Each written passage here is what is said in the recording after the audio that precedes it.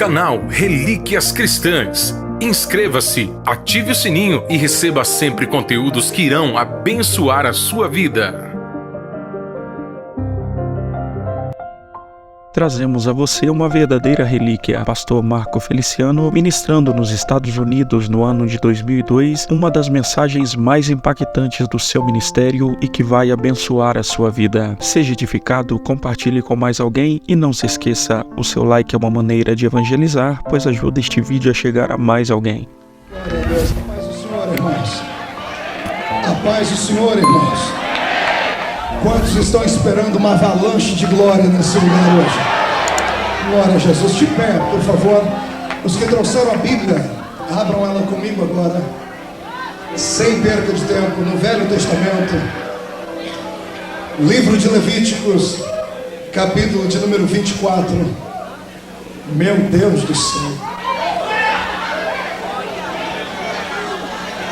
Esse púlpito está mais quente do que a fornalha de Nabucodonosor. Meu Jesus. Ai, Jesus.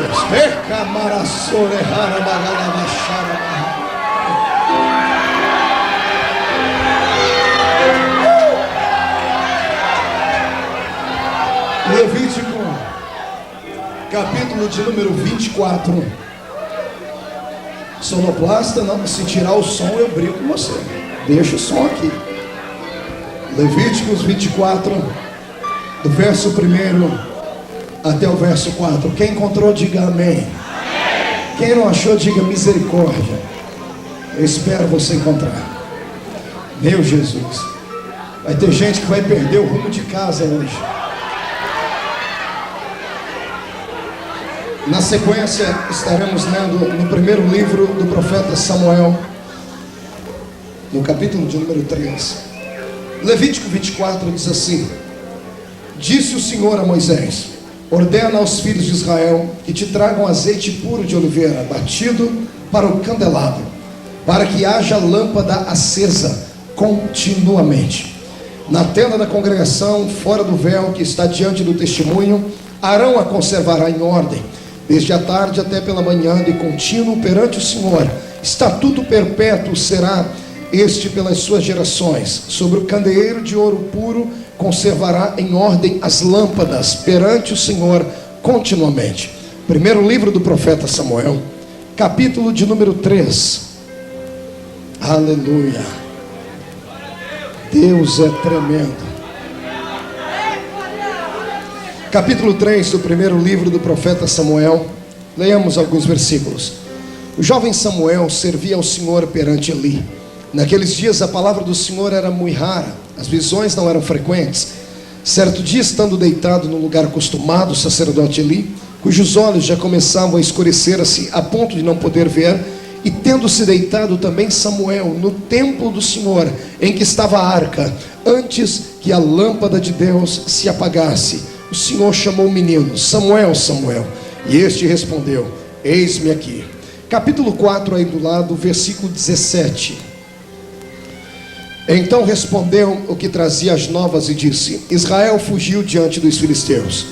Houve grande morticínio entre o povo, e também os teus 2 filhos, Ofni e Finéias, foram mortos, e a arca de Deus fora tomada. Amém? Feche a Bíblia, coloque no banco, pegue na mão do irmão mais bonito do seu lado. Se não tiver ninguém bonito aí, venha pegar na minha mão aqui. Isso. Aperte a mão do irmão com carinho até ele falar glória a Deus. Aleluia. Crente que não faz barulho está com defeito, né, irmãos? Feche os olhos e vamos orar. Pai das luzes, eu te exalto, eu te glorifico, porque eu sei que neste dia o Senhor preparou um grande banquete. A Bíblia diz que para o último dia da festa o Senhor preparou o melhor vinho. E no último dia da festa o Senhor se colocou de pé no meio do povo e disse: quem tem sede, vem a mim e beba. Nesta noite eu quero ver o seu povo sair daqui embriagado, Senhor, na sua presença. Pai das luzes, eu gostaria que o Senhor fizesse ainda algo por nós. Se porventura algum demônio desavisado saiu das profundezas do diabo e veio a Framingham para atormentar. Eu vou dar a esses demônios 5 segundos para saírem daqui, porque se não saírem serão queimados pelo poder da sua glória.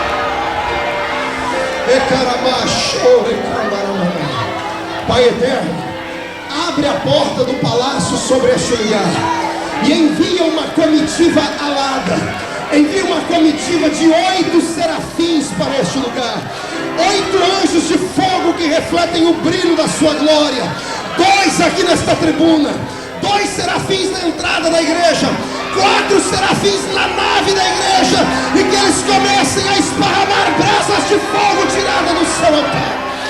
Onde houver um crente batizado com o Espírito Santo, renova ele agora.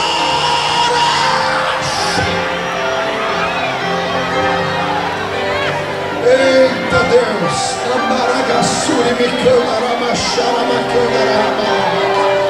meu Deus, aleluia. Os que podem tomam o seu assento. Glórias a Deus.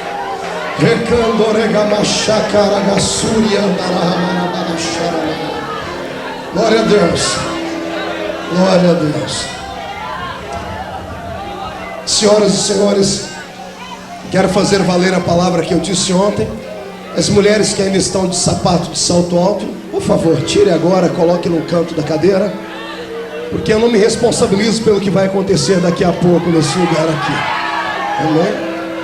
Você vai pisar no pé de alguém, aí vai ficar muito ruim. Glória a Deus.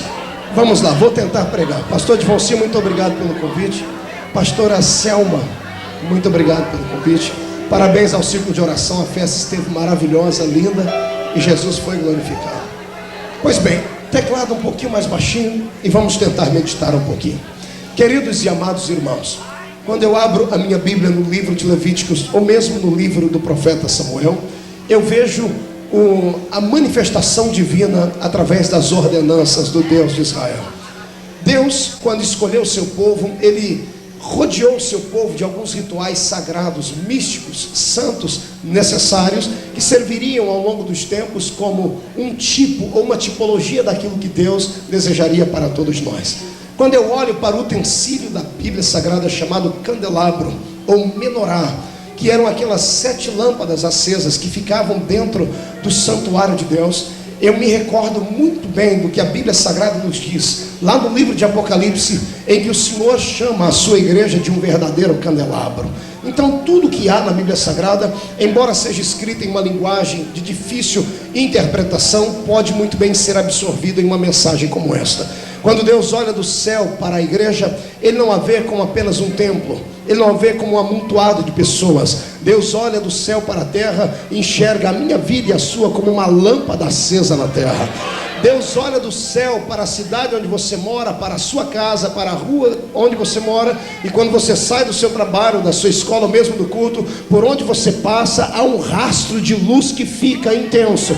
E ainda que os homens não podem observar e ver isso, nem sentir, os demônios do inferno se afugentam, porque a glória de Deus está impregnada na sua vida. Só quem aqui é luz do mundo, levante a mão, dê um grito de glória a Deus. Aleluia! Aproveita, olha para o irmão do seu lado e diz: se você não gosta de barulho, dá tempo de ir para casa ainda. Se não gosta de calor, dá tempo de ir para casa ainda, porque esse lugar daqui a pouco vai ser inundado com o barulho, e com a glória, e com a luz do poder do Deus vivo. Pois bem, permita-me aqui trazer um pouquinho de conhecimento para depois entrarmos na aplicação bíblica. Quando eu olho para o Velho Testamento e para o Novo, eu observo que Deus, para ter o seu povo bem próximo a Ele, Ele instituiu algumas organizações que nós chamamos de templo, chamamos de igreja. O primeiro templo que existiu no contexto sagrado, no cânon sagrado da Bíblia, nós encontramos por nome de tabernáculo. O que era o tabernáculo? O tabernáculo era um templo móvel, ele não ficava fixo em um lugar lugar não era um templo de alvenaria. Pelo contrário, aqueles que já estudaram um pouquinho sobre o tabernáculo sabem como foi difícil a construção dele e como Deus teve que ditar aos ouvidos de Moisés a exuberância daquele suntuoso palácio para Deus.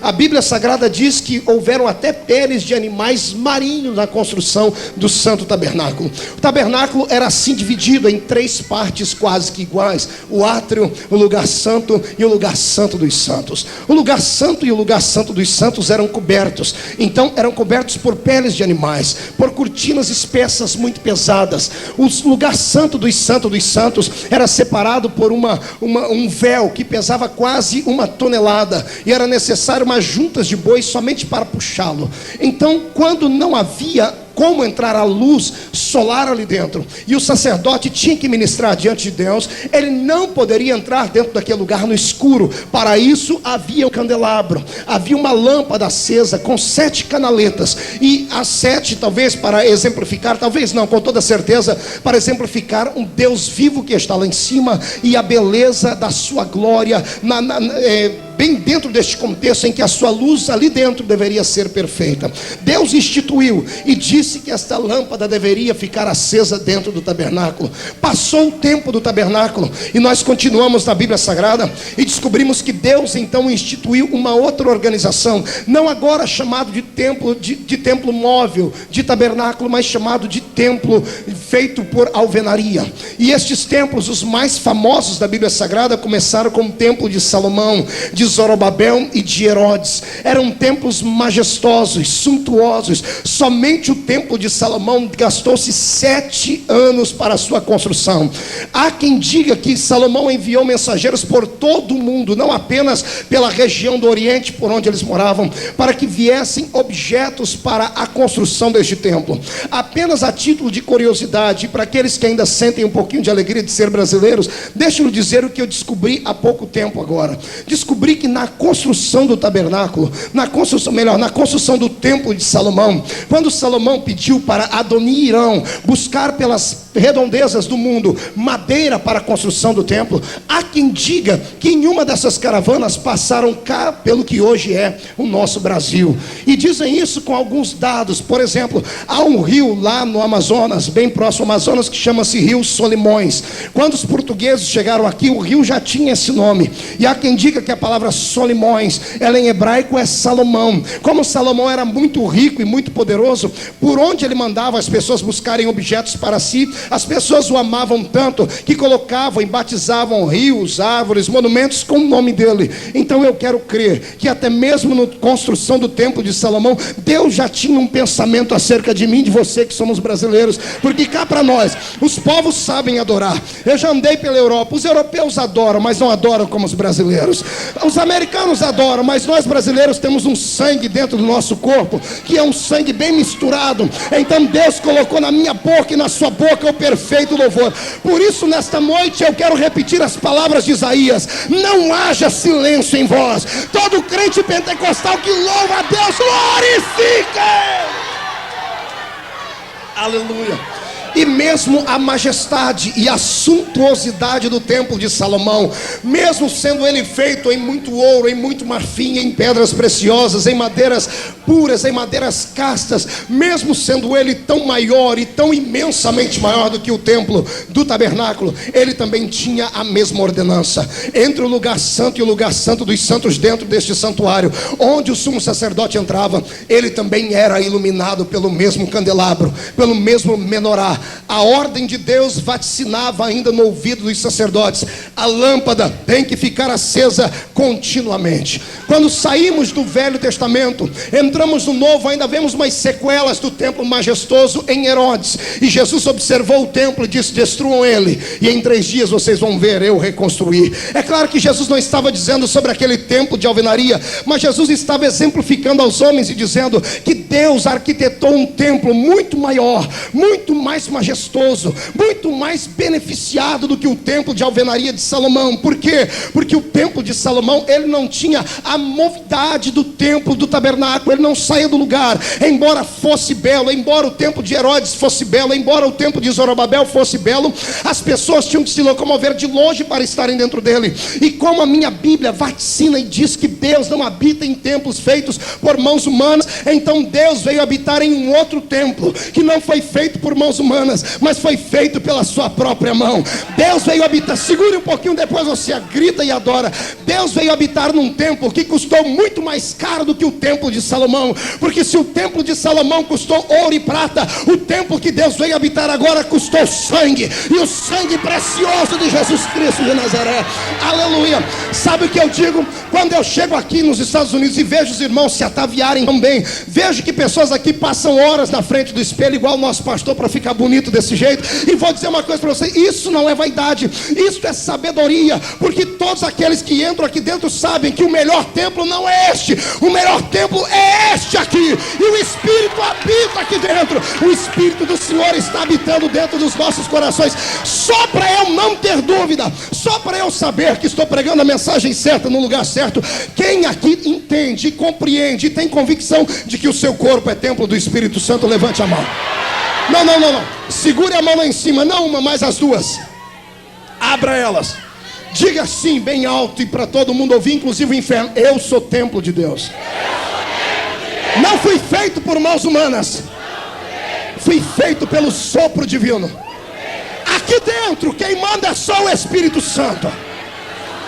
Se é verdade isso, abra as mãos, feche os olhos. Deus, onde houver um templo do Espírito Santo aqui com qualidade perfeita, derrama azeite sobre ele agora.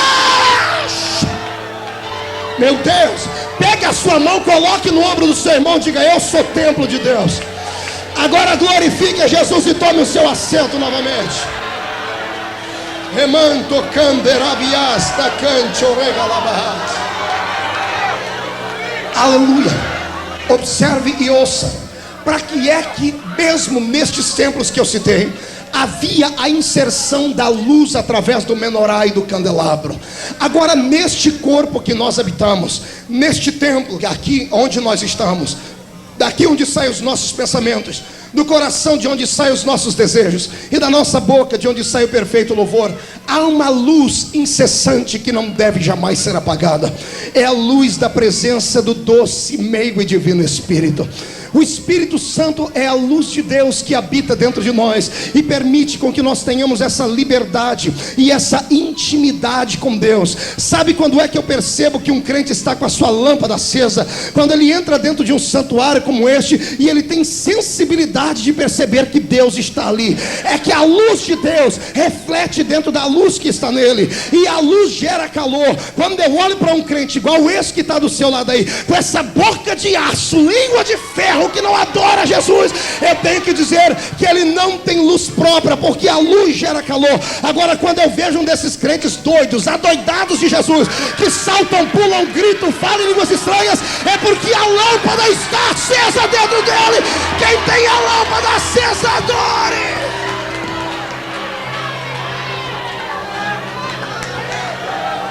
Olhe para o irmão do seu lado e diga: irmão, não fique triste comigo. Diga para ele: é uma questão de lâmpada acesa. Se você não tem, paciência, a minha está acesa. Fala assim para ele: quer ver a minha lâmpada acesa? Dá um grito de glória a Deus no ouvido dele.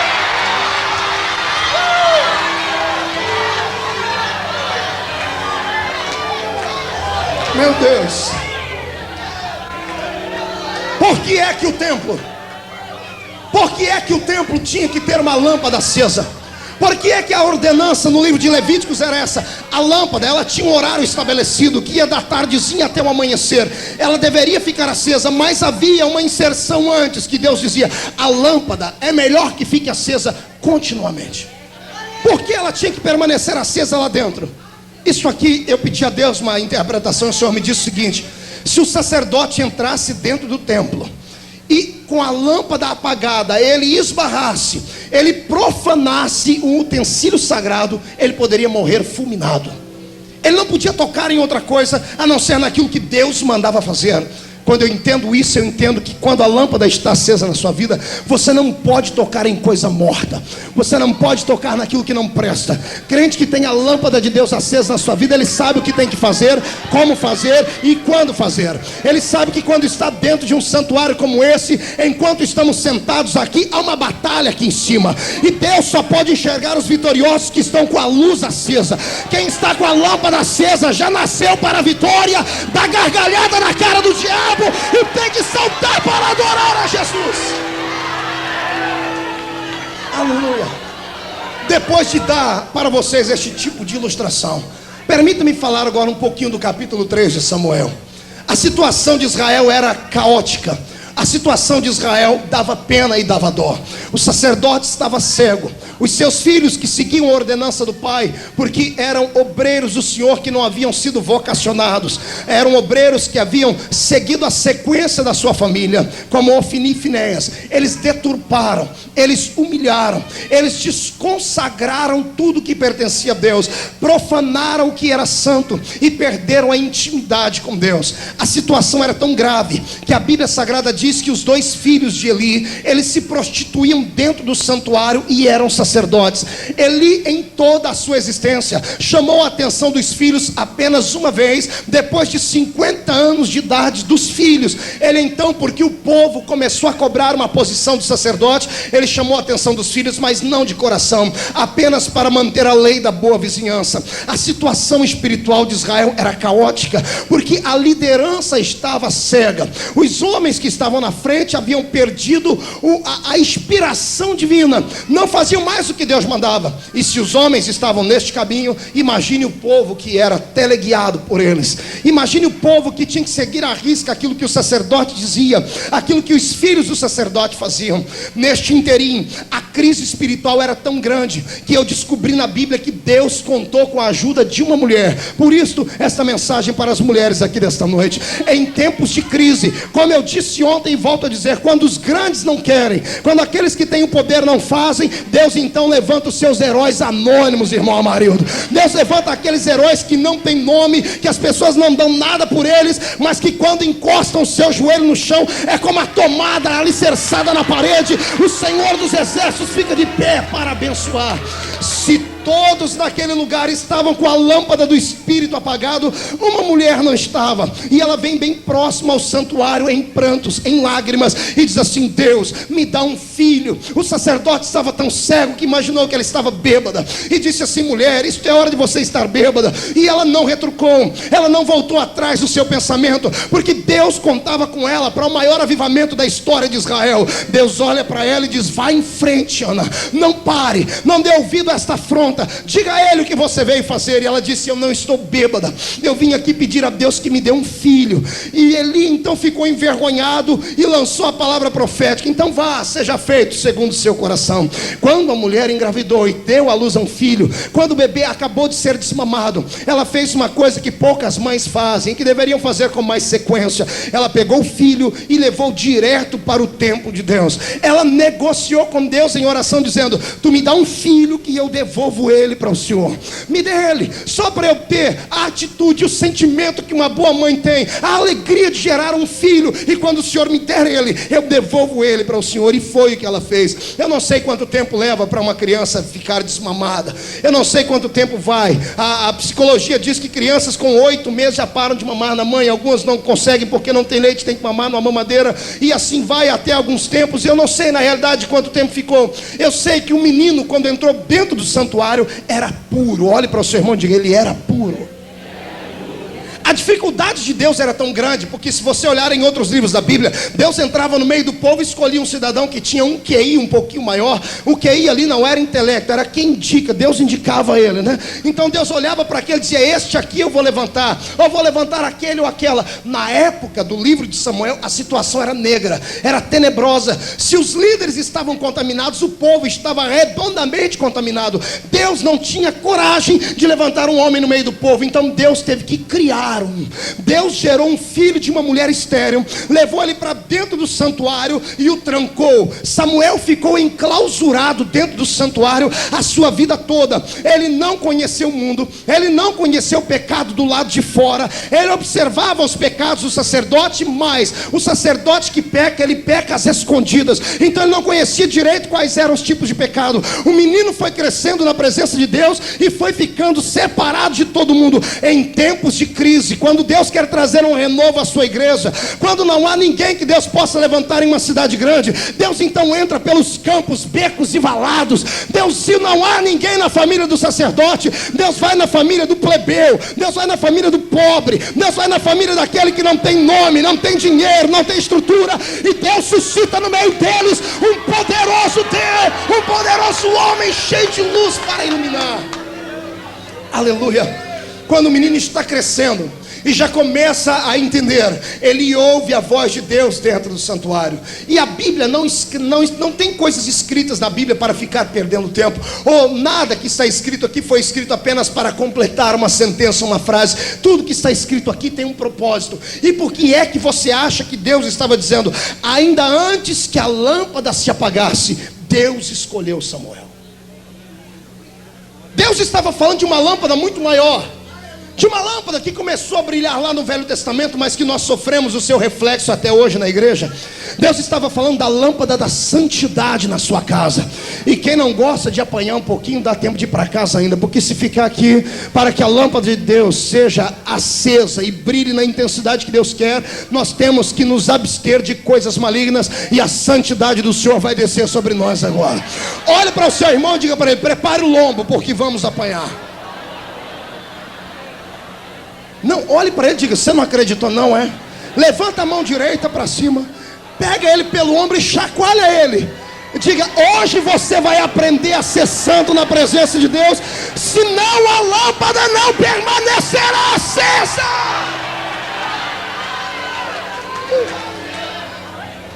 Vamos lá.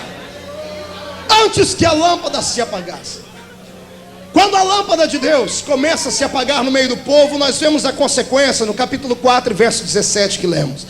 A Bíblia Sagrada diz que Israel saía para as batalhas, mas a lâmpada estava se apagando, estava minguando, estava ficando quase que sem energia nenhuma. Não mais trocavam azeite, não colocavam mais azeite batido.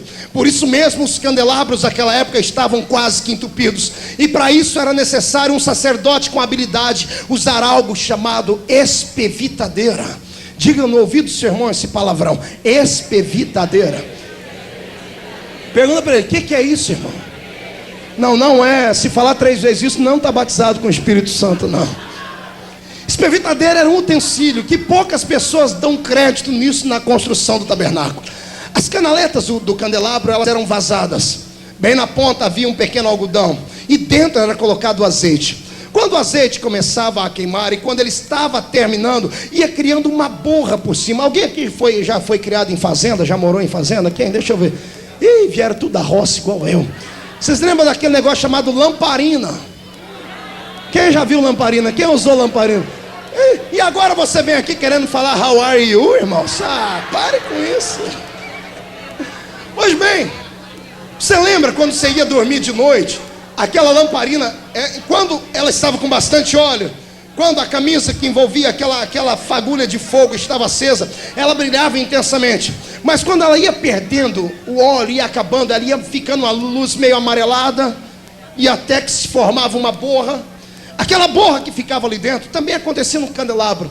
Quando a lâmpada estava se apagando, o sacerdote, ele tinha que pegar uma espevitadeira, que era um ferrinho bem fino, que era feito sob medida na entrada da tampa daquele candelabro.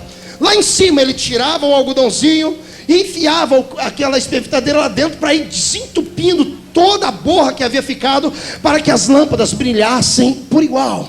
Quando eu leio isso e quando eu falo sobre isso, a minha alma se empolga, porque eu sou assembleiano roxo. E quando eu falo de coisas assim, a minha alma quer voar na presença de Deus.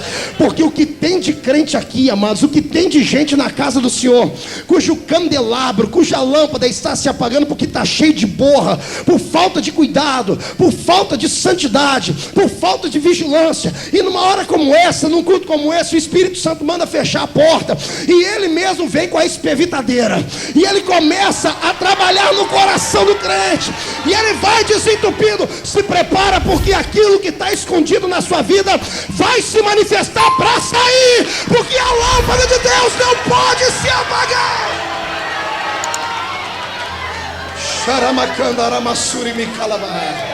Capítulo 4, verso 17. A Bíblia diz que como a lâmpada estava se apagando, Israel saiu para a batalha. Israel era um povo que sabia lutar, conheciam a batalha, sabiam como vencer, tinham confiança no Deus que dava vitória, porém paravam. Nessa história diz que eles começaram a se acabar. E a Bíblia Sagrada diz aqui que a primeira coisa que aconteceu diante deste combate, no verso 17, foi isso: Israel fugiu de diante dos filisteus. Diga comigo: Israel se acovardou. Cutuca o irmão do céu e diz: covarde não tem pacto com Deus. Quando eu olho para um Israel fugitivo, quando eu olho para um Israel amedrontado, eu percebo que eles não tinham o brilho da luz de Deus mais. Porque quem tem o Senhor dos exércitos do seu lado, na sua frente, sobre si, atrás de si e dentro de si, não teme a homem, não teme a anjo, não teme a demônio. 1000 cai ao seu lado, 10.000 à sua direita, ele não pode ser atingido, porque a lâmpada está acesa. Agora, quando o crente começa a perder a lâmpada da santidade de Deus, a primeira coisa que acontece com ele é ele ficar medroso, amedrontado, acabrunhado. Ele vem para uma reunião como essa e tem medo de se envolver neste fogo santo. Chega sempre atrasado para ficar bem lá atrás, para não ter compromisso com esses loucos que saltam aqui, com esses doidos de Jesus que pulam aqui. Sabe por quê? Porque ele sabe que se sair de lá e entrar aqui no meio, o Senhor vai tocar o coração dele e vai começar a purificar a vida dele. E covarde não será mais covarde, será corajoso. Deus essa noite quer levantar uma igreja corajosa. Coragem. Quando a lâmpada da santidade de Deus se apaga, poucos pregadores têm coragem de falar mais a palavra da verdade. É muito bom pregarmos sobre prosperidade na fé, sobre prosperidade espiritual. É lindo, majestoso ver você pular, saltar, plantar bananeira, conversar com a parede. É maravilhoso ver vocês se abraçarem, fazer a cirandinha de Jesus. É lindo isso, é lindo ver irmão sair correndo com a cadeira em cima da cabeça, porque isso mexe com a gente. Mas quando eu falo deste tipo de coragem, eu falo de uma coragem que não pode ser iludida, não pode ser bloqueada nem fantasiada com meia dúzia de gritos, com meia dúzia de saltos, com meia dúzia de pulos. Porque tem gente aqui que salta aqui dentro, grita aqui dentro, mas quando coloca o pé para fora daqui, a sua vida é um antro de promiscuidade, a sua vida é dupla. Aqui dentro é santo e lá fora é profano. Deus não quer uma situação dessa. Deus quer um povo casto, puro, santo, cuja lâmpada esteja acesa. No começo do meu ministério, eu fui pregar numa igreja lá em São Paulo. Imagina, menino começando a pregar, cheio de vida, cheio de força para pregar, pastor Célio. E naquela época eu estava com a unção de João Batista. Conhece a unção de João Batista? Era a raça de víbora para cima. E aí eu cheguei numa igreja bem society. Você conhece a igreja society? É aquela que vale tudo. Até homem dançar com homem e mulher com mulher. É uma coisa linda. E eu fui pregar nessa igreja, era uma igreja muito rica dentro da capital.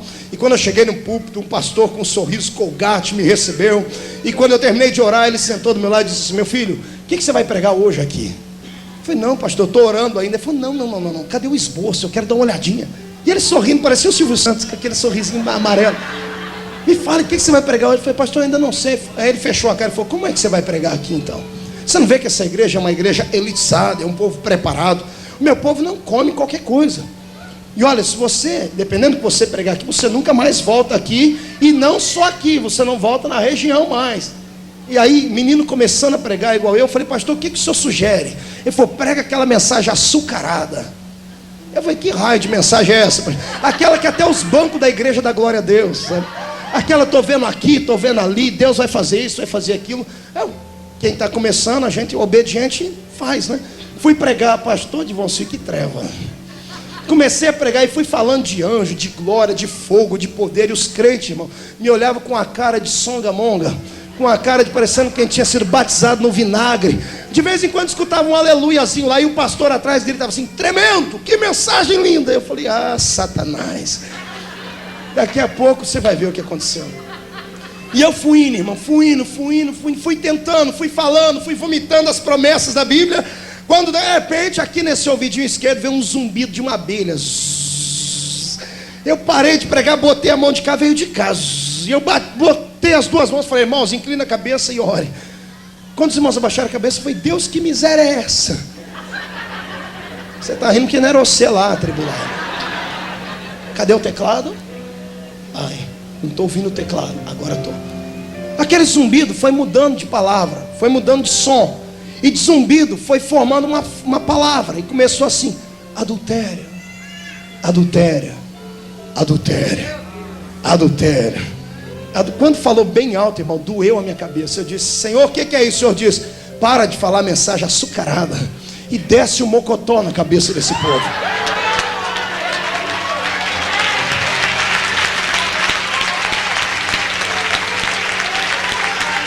Eu virei para trás, agradeci a oportunidade e disse, bom, como eu sei que eu não volto mais aqui, soltei, irmão, aquela mensagem trator de esteira. Vai arrancando toco, vai fazendo buraco, vai arrancando pedra e triturando tudo. Irmão, os crentes se escondiam no banco. Tinha gente que queria se jogar debaixo do banco. E no púlpito, então, eu via que tinha gente que queria saltar em cima de mim para me mandar parar, mas não tinham força. Porque naquele momento eu estava rodeado com a presença do Senhor. A graça de Deus estava.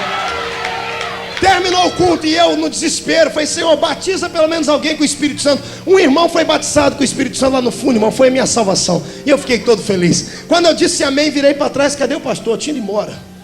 Aí veio o assessor dele, com um pacotinho assim. Sorrindo, pastor. Veio um pacotinho assim, estava o meu acerto ali, a minha bênção. E ele falou, olha, o pastor mandou dizer a você que você nunca mais prega aqui. E ele vai levar o seu nome para a reunião de obreiro agora. Você não prega nunca mais nesse quase que eu falei o lugar. Aqui perto. Você nunca mais prega aqui. Eu fiquei triste, irmão. Me deu uma angústia, um frio na barriga. Começando o ministério. Já não tinha porta nenhuma aberta. Aqui estava aberta, estava fechando. Oh, Senhor da glória. Nisso saiu um rapaz lá do fundo da igreja, de terninho e gravata. Chegou em mim e falou, pastor, eu quero convidar o senhor para pregar na minha igreja. Irmão, escute. Eu beijei ele, abracei ele, falei, então eu quero pregar ele lá. Ele falou, eu estou sentindo de levar o senhor lá. Eu falei, eu estou sentindo de ir, me ajude. Ele pediu um cartãozinho, eu dei o cartãozinho. Aí fui para casa, isso era domingo para segunda. Eu fiquei 2 dias do lado do telefone esperando o convite. Na terça-feira o telefone tocou, era ele. Peguei o telefone. Quando ele falou, irmão, sou eu, aquele rapaz que pediu o cartão. Eu falei, ô meu filho, minha mão está até tremendo, a agenda está aberta, para quando é a data? Ele disse, pastor, eu contei uma mentira santa para o senhor. Eu falei, por quê? Eu não sou pastor de igreja, e nem tem igreja, é que eu queria o seu contato. E eu sei que como pregador itinerante gosta de convite, então eu usei aquela artimanha, me perdoa, pastor. Eu falei, tudo bem. Para que você queria meu cartão? Ele falou, pastor, eu estou em São Paulo há 8 meses. Saí da Bahia, vim morar aqui. Vim eu e uma moça que eu arrumei lá na Bahia, que é a minha amante. Deixei minha esposa e 2 filhos lá, eram todo mundo crente. E eu vim para São Paulo, e mesmo estando numa vida desgarrada, eu tinha temor a Deus. Eu falei para ele, eu não posso ficar sem uma igreja. Mas quem é que vai aceitar nós dois nessa situação que a gente está? Ela disse, fica tranquilo, São Paulo tem gosto para tudo, tem igreja para tudo quanto é tipo. A gente arruma uma que vai aceitar a gente do jeito que a gente está. E eles acharam aquela. E ele disse, em 8 meses, até a ceia deram para a gente tomar ali. E disseram que Jesus era longânimo e que o perdão dele era tremendo, que Deus estava reescrevendo a nossa história. E eu sentado lá atrás, ninguém nunca tocou no meu pecado, ninguém nunca falou da miséria da minha vida. Mas naquele dia, quando o Senhor mudou a mensagem, começou a falar de adultério, quando eu olhei para cima, eu não vi o Senhor. Por detrás do Senhor saiu uma mão branca com um manto. O dedo iriste, o dedo veio até onde estava, no meu nariz. E a voz do Senhor bradou comigo dizendo, eu quero consertar a sua vida e tirar você daqui, porque eu tenho um projeto na sua vida a ser realizado. Eu fiquei feliz, eu disse, amém filho, e o que você vai fazer? Ele disse, eu estou ligando para o senhor orar por mim agora, que eu vou ligar em Salvador e ver se a minha mulher me aceita de volta. Se ela me aceitar de volta, eu volto para casa hoje. E ele desligou o telefone, chamei minha esposa, dobramos o joelho, e 40 minutos depois o telefone tocou. Quando eu atendi um berreiro do outro lado, um homem gritando, chorando, aí eu comecei a confortar ele. Irmão, é assim mesmo, foi o primeiro contato. Você não queria que ela te aceitasse assim também, né? Ele, o que o senhor está falando, pastor? Eu falei, não, é porque você está chorando. Eu falei, não, pastor, estou chorando de alegria. Mas por que você está chorando de alegria? Porque quando eu liguei lá no shopping Guatemi, em Salvador, onde minha mulher trabalhava na loja, quando ela ouviu a minha voz, ela não falou alô, nem falou mais nada, nem bom dia, nem boa tarde. Ela deu uma rajada de língua estranha. Me arrepiou inteirinho. Escute. E ela disse assim: filho, eu estou te esperando e orando por você há 8 meses. E numa das reuniões de oração, no ciclo de oração aqui em Salvador, o senhor levantou uma profeta e disse: o seu marido, meu filho, em quem eu tenho uma chamada, está num lugar onde eu não posso entrar, mas eu vou levar alguém lá com coragem para arrancar ele de lá, porque eu ouvi a tua oração.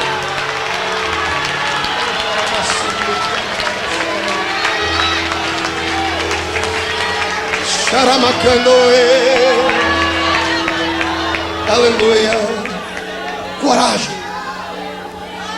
As portas daquele lugar em São Paulo fechou. Demorou quase 6 anos para eu voltar a pregar na capital paulista. Hoje eu não consigo atender mais, porque são 2.000 convites por mês. Jesus não abriu as portas, ele escancarou porta, janela, arregaçou tudo, porque quando ele tem um projeto na vida de um homem de coragem, ele faz as coisas. Fui a Salvador pessoalmente levar ele. Quando chegamos, foi 36 horas de ônibus. Meu Deus do céu. Eu chamei Jesus de Genésio no meio da caminhada. Cheguei lá, eu estava parecendo um gadareno, de barba, mal cheiroso, que 3 dias dentro do ônibus, não é brincadeira não. Mas quando chegamos na rodoviária e a família estava esperando, ele estava mais de 15 pessoas, irmãs da igreja. Foi um fogareiro de Deus aceso. Foi tanta glória, e os filhos dele chorando, que eu devolvi ele para a esposa dele. Fiquei pregando 22 dias em Salvador, e pela primeira vez na história eu vim de avião. Andei de avião, fiquei igual um besta, olhando pela janelinha, dizendo: Deus, o que é isso? O Senhor diz: aquele que é corajoso para falar a verdade, enquanto a lâmpada está acesa, recebe o meu pagamento.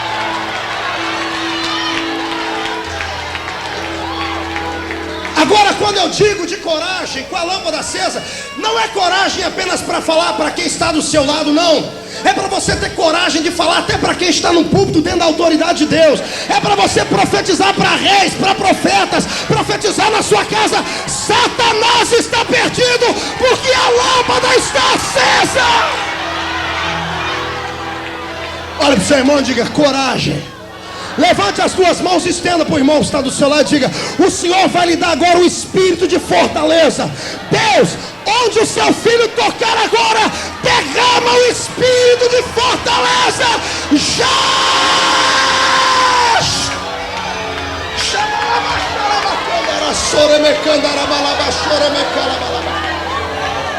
Amém. Escute: quando você ver um crente fugindo da raia, quando você ver um obreiro fugindo da responsabilidade de pregar, quando você ver o seu esposo fugindo de alguma coisa, saiba que a lâmpada dele está se apagando. Mas antes que a lâmpada se apague, o Deus que é um fogo consumidor reacenderá.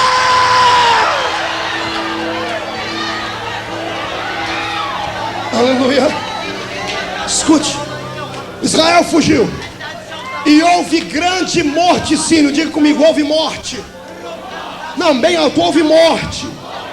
Diga para o seu irmão: houve morte naquele lugar. Quando a lâmpada está apagada, o povo começa a morrer. Quando a lâmpada de Deus se apaga, a vida ela não mais desabrocha. Ela trabalha no processo inverso, ela se fecha.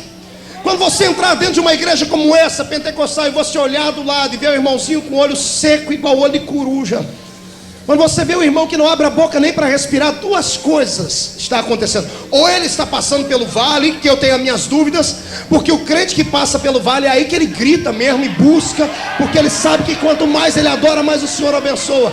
Ou está acontecendo a segunda coisa: a lâmpada dele está se apagando. Quando você vê um crente desse aí, só porque entra aqui dentro com um terninho comprado ali no Salveja, Só quando ele entra aqui, só porque passou 350 quilos de laque na cabeça, tá? Que não pode nem mexer. E ele não abre a boca para respirar. Não é que ele é equilibrado, não é que ela é uma pessoa conformada, não é que ela é uma pessoa que tem um equilíbrio santo, que é uma pessoa que amadureceu na fé, conversa fiada. O negócio aí é que ela está se enferrujando, a lâmpada está se apagando, porque quando a lâmpada está acesa, o crente adora o Senhor de pé.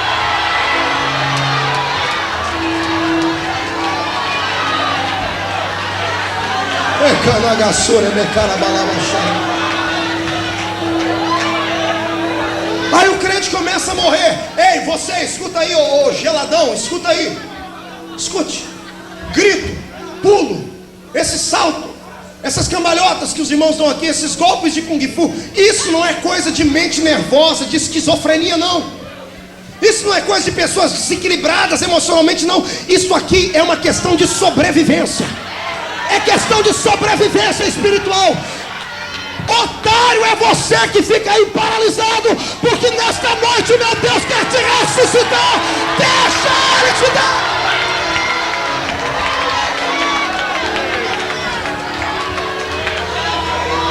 Dá uma olhadinha pro irmão do lado e diz: ó, você se arrebentou hoje, irmão.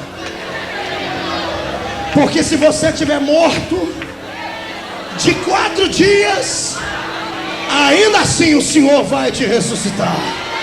Quem concorda comigo, jogue a mão pra cima e tira o pé do chão.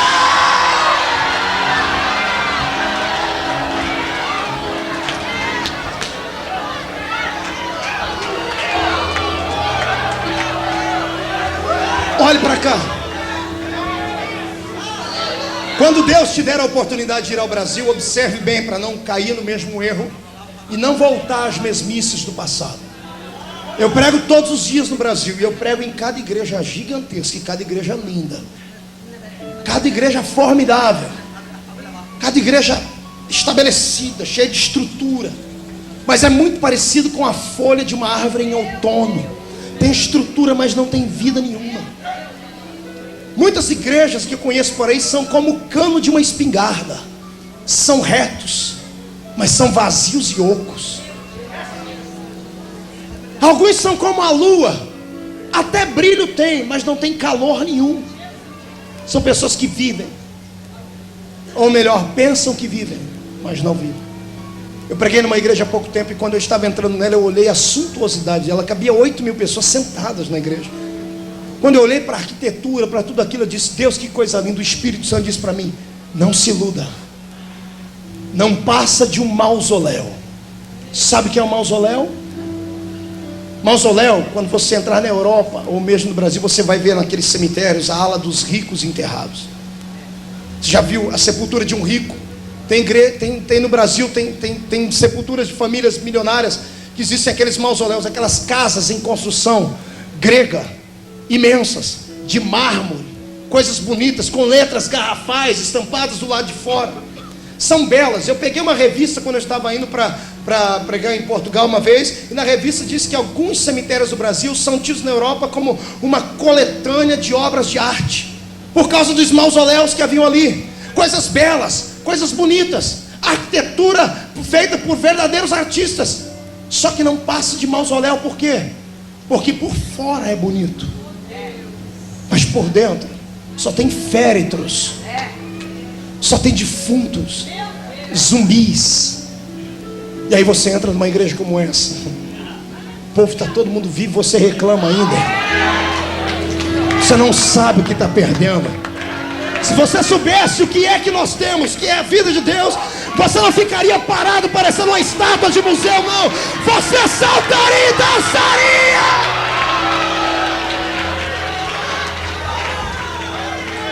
Nossa, estava pregando uma vez lá em Minas Gerais.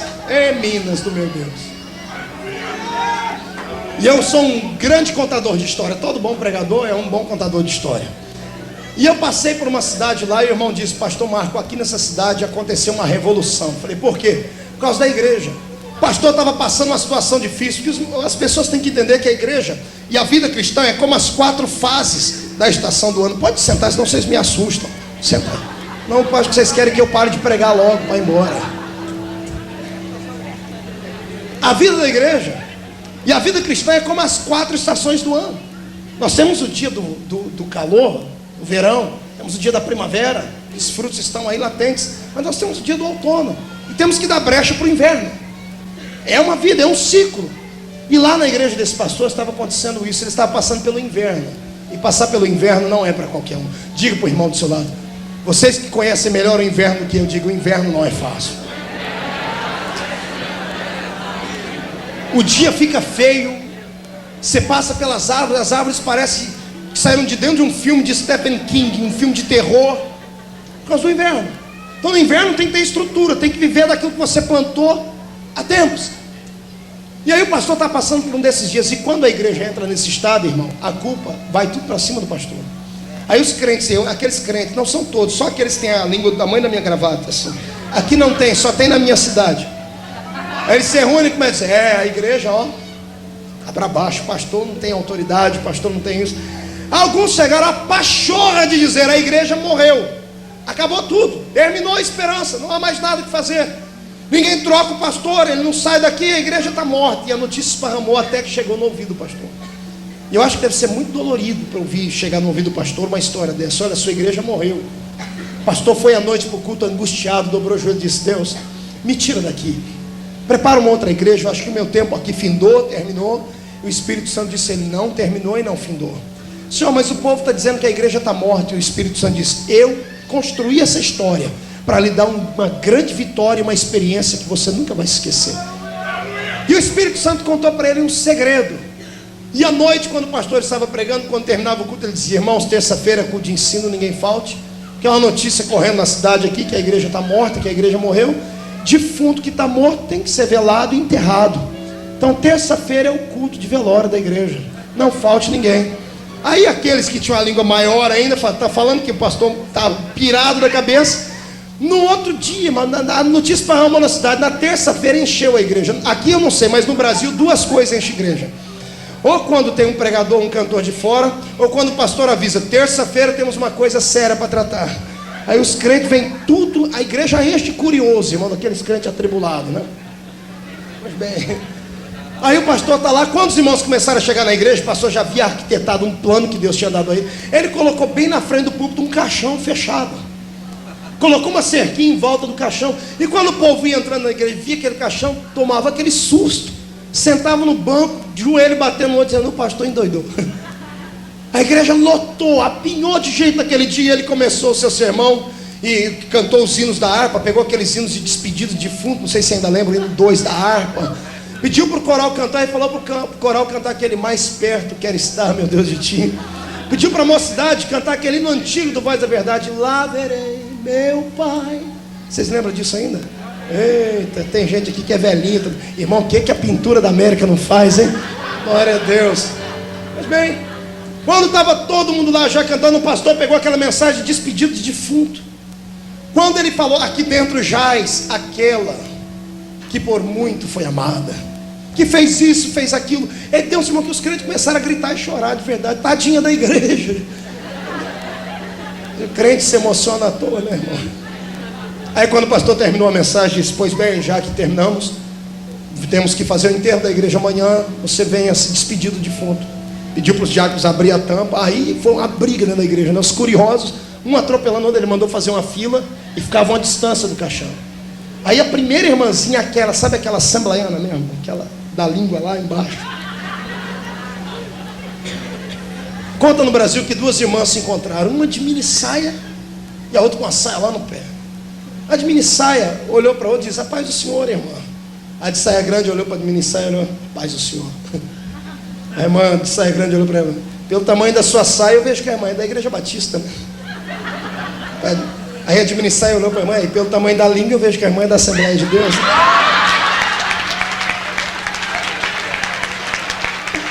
Ô glória, cadê o teclado que está me mandando? Vai lá! Ô Jesus, agora ninguém compra mais meu material. Verdade tem que ser dita, amém? Só vista a carapuça se ela serviu. Pois bem, quando veio aquela bendita irmã, ela olhou dentro do caixão para se despedir do defunto. Ela olhou e gritou: me misericórdia, Senhor. E saiu correndo e se jogou debaixo do primeiro banco que ela viu para orar. Aí aquilo atribulou a igreja inteira. Aí todo mundo queria olhar. O povo olhava, gritava misericórdia e voltava para o banco. Daí a pouco terminou o culto com todo mundo de joelho, orando, falando em língua estranha. Eu sei que isso é curioso igual a mim, né? Pastor, o que tinha dentro daquele caixão? Tinha um espelho lá dentro. A pessoa chegava, olhava lá dentro, ela via ela morta. Ela dizia, eu não, Jesus. Com isso aqui eu descubro uma coisa. A igreja não pode morrer, porque Jesus disse, esta é a minha igreja, e as portas do inferno não prevalecerão contra ela. Só que eu descubro uma outra coisa. Igreja não morre, mas o que tem de crente morto. Sente o cheiro do irmão do seu lado, irmão. Vê se ele já não está catingando há 4 dias. Fala para ele, irmão, esboça a vida, reage. Grita, salta, pula, planta a bananeira, adora a Deus. Quem tem a lâmpada acesa, tira o pé do chão para adorar.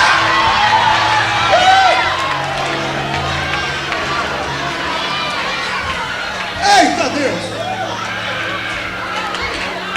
Irmão, nem que seja para não passar vergonha, meu filho. Chacoalha o esqueleto. Grita, adora, porque senão amanhã vai ter um monte de gente na sua casa para participar de um velório. Nesta noite ninguém morre. Nesta noite é noite de vida.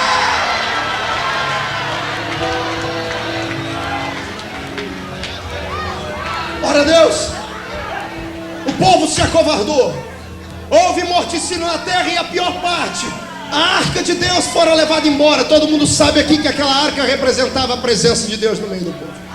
Quando a lâmpada de Deus se apaga, Deus é arrastado para fora por causa da incredulidade dos homens.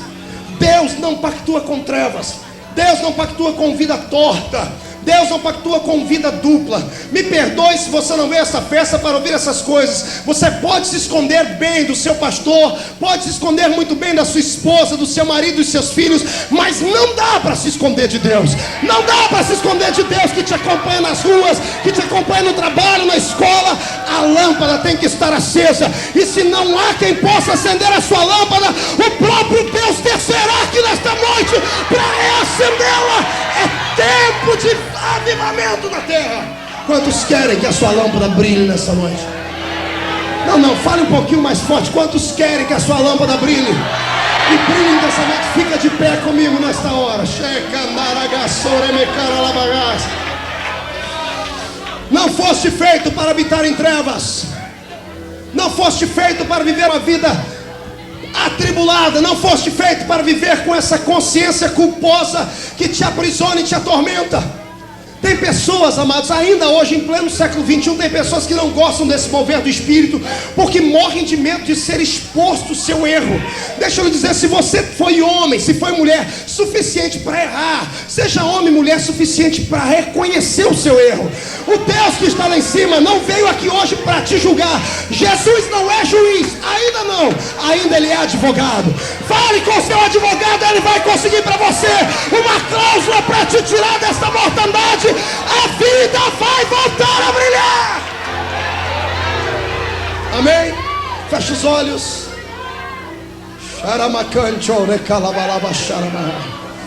Antes da irmã Daniela cantar, eu queria que aquela irmã cantasse aquele da Valquíria de novo, aquele mesmo, que tem muito a ver com essa mensagem que eu preguei. Feche os olhos. Eu quero aqui na frente, olha. Pense 2 vezes antes de vir. Mas se vier, venha com muita fé. Eu quero aqui na frente aquele crente, aquele irmão, aquela irmã que tem coragem de assumir, dizer, não, a minha lâmpada está se apagando mesmo, eu quero que ela volte a brilhar. E eu não devo nada para ninguém, por isso eu vou buscar o meu milagre. Quero saber se você tem coragem de sair do seu lugar e vir aqui na frente, perto de nós. Você é profeta que se calou. Você é visionário que perdeu a graça. É uma noite de renovação. O Senhor vai renovar as suas forças como renova a força da águia. Mas tem um preço a pagar. O reconhecimento da sua situação. Venha, chegue bem próximo aqui. Meu Deus do céu. Eu tive uma visão aqui agora. Você crê em visão? Eu vi sepulturas trincando, rachando e mortos vindo à vida. O Senhor vai ressuscitar você de novo, amado. As promessas de Deus não terminaram. Feche seus olhos.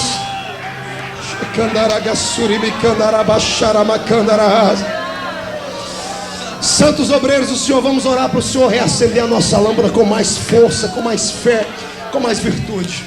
Feche seus olhos. Meu Deus. Pegue no braço do seu irmão, pegue no braço dele. Pegue no braço dele. Prepara o CD da Dani aí. Aquele no Rolling. Buscamos santidade nessa noite para que a nossa lâmpada fique acesa. Pegue no ombro do braço do seu irmão. Se ele não quiser pegar por bem, irmão, pisa no pé dele e agarra assim mesmo. Feche seus olhos. Faça uma oração comigo. Quando terminarmos de orar, Daniela vai cantar. E eu não me responsabilizo pelo que vai acontecer aqui dentro. Está vindo uma onda da glória de Deus sobre a igreja do Framingham. Deus se alegrou com a atitude da igreja nesta mensagem. Ore comigo e diga assim: Deus, em nome de Jesus, purifica a minha lâmpada.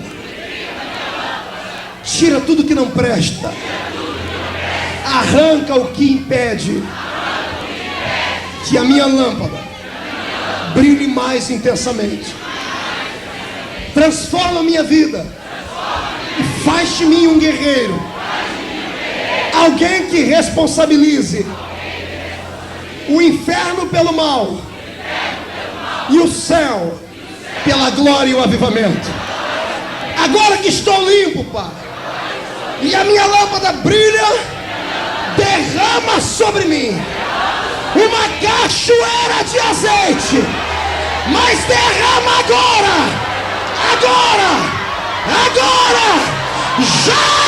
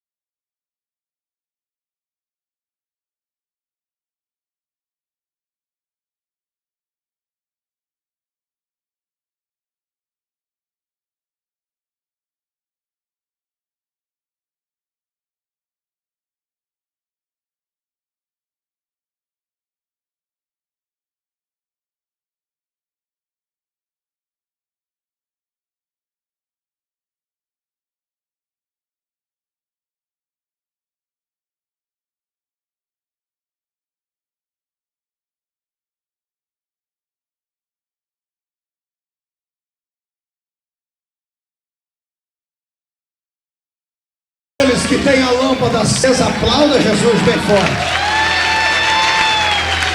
Meu Deus. Olha aqui para mim. Eu quero que abra um espaço aqui entre as irmãs. Abra um espaço aqui e abra um espaço entre os homens.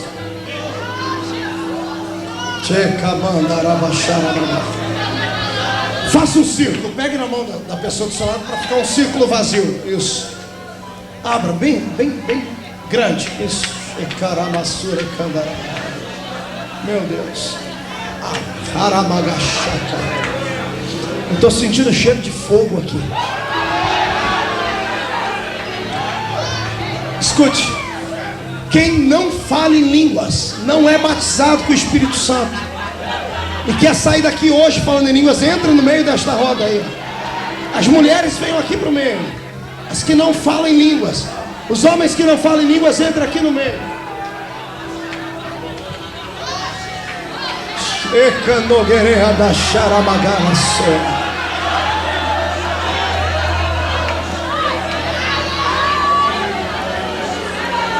Isso, venha. Se você não fala em línguas, vem aqui à frente.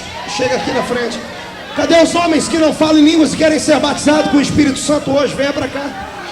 Se você é templo do Espírito Santo, tem que ter o Espírito Santo de forma completa. Tem que aceitar o pacote completo. Não é verdade? Só esses homens não falam em línguas aqui? Quantas pessoas não falam em línguas? Levante as mãos para eu ver. Levante bem alto. Dá o bebê para alguém segurar, meu amado. Vem aqui para o meio. Esses que não falam em línguas, tragam eles para cá. Traga aqui para o meio. Isso. Isso. Abra os olhos agora. Abaixa as mãos. Eu quero que vocês prestem atenção aqui em mim. Abram os olhos e prestem atenção aqui. Não feche os olhos agora. Não ore, não grite, não chore. Segure. Ouça. A Bíblia diz: todos foram cheios do... Quantos de vocês que não falam em línguas já estão cheios do Espírito Santo? A consciência do Espírito Santo, de ter o Espírito Santo, está em você ser salvo. Se você tem um nome escrito no livro da vida do céu, o Espírito Santo habita dentro de você. Portanto, você está cheio do Espírito Santo. Amém? Então vou perguntar de novo: quem não fala em línguas e já está cheio do Espírito Santo, levante a mão. Com convicção, isso. Abaixa a mão e olha. Todos foram cheios do Espírito Santo e começaram a falar o quê? Em línguas, conforme o Espírito Santo concedia. Aqui habita um segredo. Só quem não fala em línguas faz assim comigo, com o dedo. O que eu fizer aqui falar, você faça e fale aí.